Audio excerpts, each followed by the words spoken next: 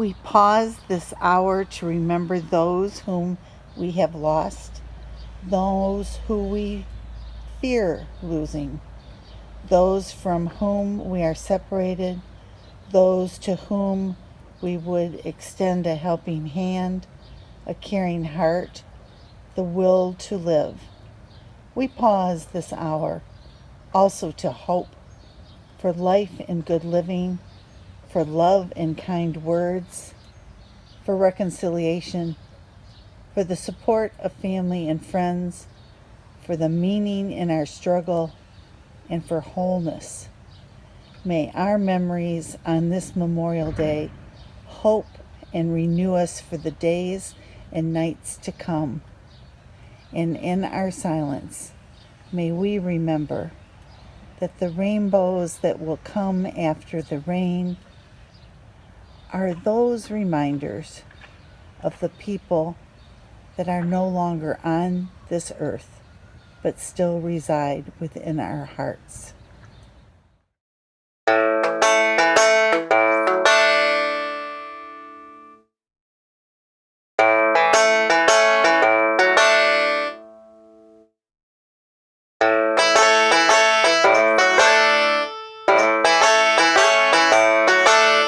Why are there so many songs about rainbows? And what's on the other side? Rainbows are visions, they're only illusions, and rainbows have nothing to hide.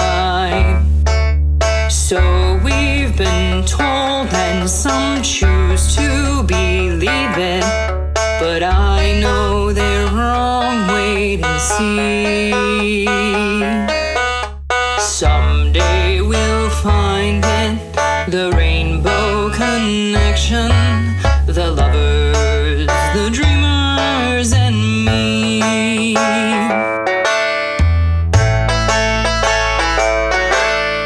Who said that every wish would be heard and answered when wished on the morning star? Somebody thought of that, and someone believed it, and look what it's done so far. What's so amazing that keeps us stargazing? What do we think we might see? Someday we'll find it, the rainbow connection, the lovers, the dreamers, and me. All of us under its spell, we know that it's probably magic. Have you been half asleep, and have you heard voices? I've heard them calling my name. And is this the sweet sound that calls the young sailors? The voice might be one and the same. I've heard it too many times to ignore it. It's something that I'm supposed to be. Someday we'll find it, the rainbow connection, the lovers, the dreamers, and me. La na na dee, na na doo. La na na na na dee da.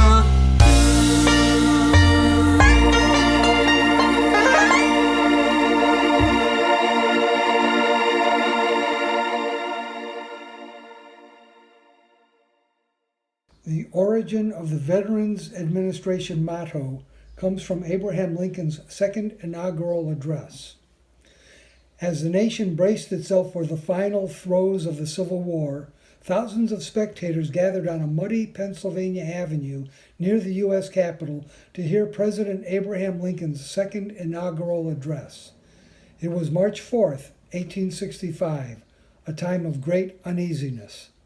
In just over 1 month, the war would end and the president would be assassinated. In his speech, President Lincoln moved from the divisive bitterness at the war's roots to the unifying task of reconciliation and reconstruction. With malice toward none, with charity for all, with firmness in the right as God gives us to see the right, let us strive on to finish the work we are in, to bind up the nation's wounds, to care for him who shall have borne the battle for his widow and his orphan, to do all which may achieve and cherish a just and lasting peace among ourselves and with all nations. After standing at the grave of Napoleon, spoken of as the greatest soldier of the modern world, Colonel Robert Ingersoll reflected on the shared sacrifices of war. I saw him escape and retake an empire by the force of his genius. I saw him upon the frightful field of Waterloo, where chance and fate combined to wreck the fortunes of their former king. And I saw him at St. Helena, with his hands crossed behind him, gazing out upon the sad and solemn sea. I thought of the orphans and widows he had made, of the tears that had been shed for his glory, and of the only woman who ever loved him, pushed from his heart by the cold hand of ambition. And I said, I would rather have been the French peasant and worn wooden shoes. I would rather have lived in a hut with a vine growing over the door and the grapes growing purple in the kisses of the autumn sun, with my loving wife beside me and my children gathered upon my knees and their arms about me.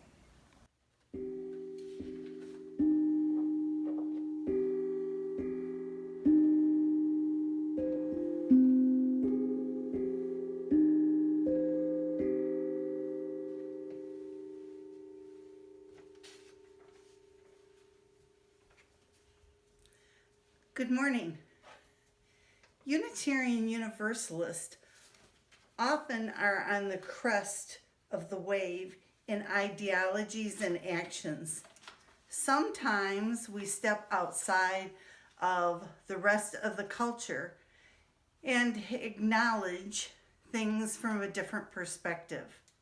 Today we hold up Memorial Day as an acknowledgement of all of those soldiers who have fought and died for our country and for amazing causes all through the decades. Today we are going to look at the difference between soldiers and warriors. They're not one and the same. They might share some characteristics and context, however.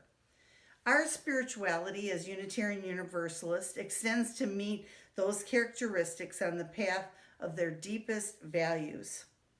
Please keep in mind that this applies not only to those in the military as literal soldiers and warriors, but to the rest of us that at many levels have been in a struggle in life, from relationships with family to losing jobs, changes in finance, friends, employment. All of us have gone to a foreign soil outside of what our comfort zone is to fight a fight. And most recently, in the last 9 weeks, all of us have been under quarantine to fight the fight of the COVID virus. This is not a literal war that we can just accomplish on our own, but it is one that must be fought with each of us taking a place. There are some tips that are universal about war from Sun Tzu from the book The Art of War. Some of you have studied it. Sun Tzu speaks of laying of plans of war and that it is governed by 5 constant factors: moral law, heaven and earth, commander, method, and discipline. Moral law causes the people to be in complete accord with their ruler, so that they will follow the ruler regardless of their lives being dismayed by any danger. Heaven signifies night and day, cold and heat, times and seasons, kind of the context of the war. Earth compromises the real distances, great and small, dangers and securities, open ground, narrow passes, and the chances and the risk of life and death. The commander stands for the virtues of wisdom, sincerity, benevolence, and courage, and strictness.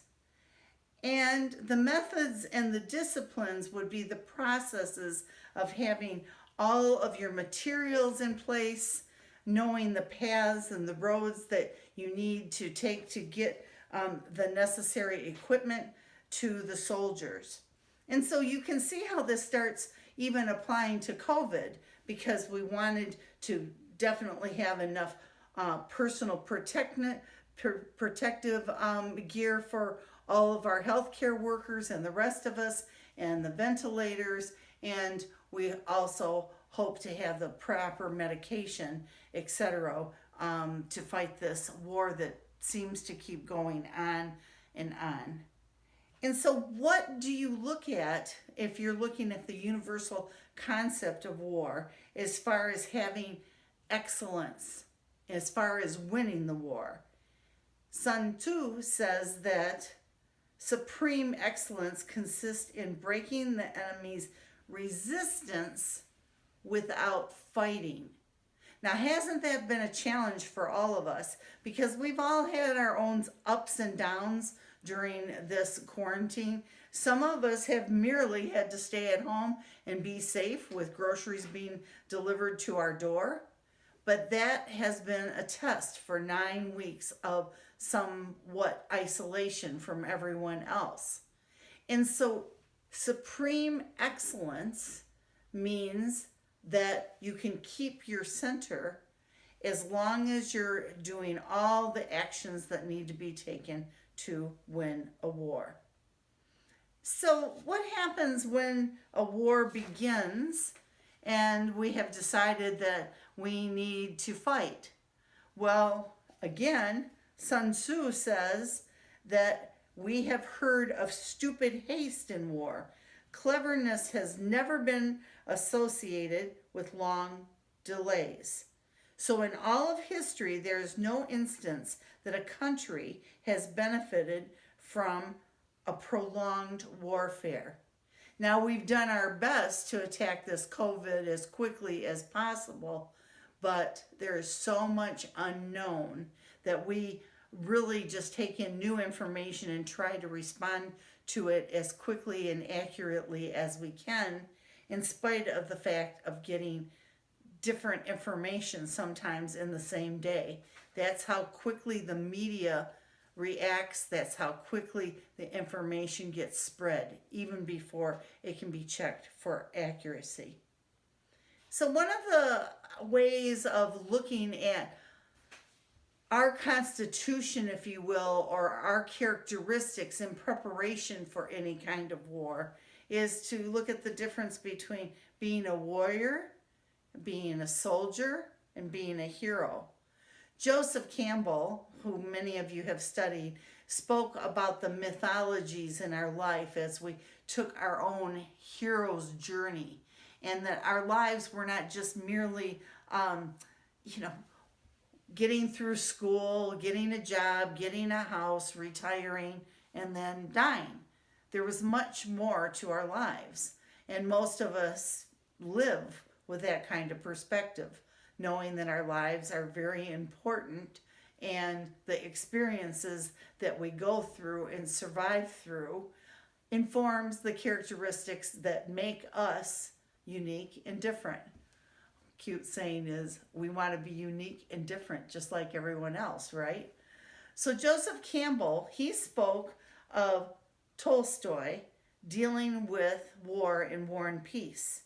He spoke about Napoleon ravaging Europe and was about to invade Russia. And Tolstoy raises this question: is the leader really a leader, or is the leader simply out in front of the wave? So, in psychological terms, the leader might be analyzed as the one who perceived what could be achieved and then did it. So, Bill Moyers asked him if the leader is someone who discerned the inevitable and got out in front of it.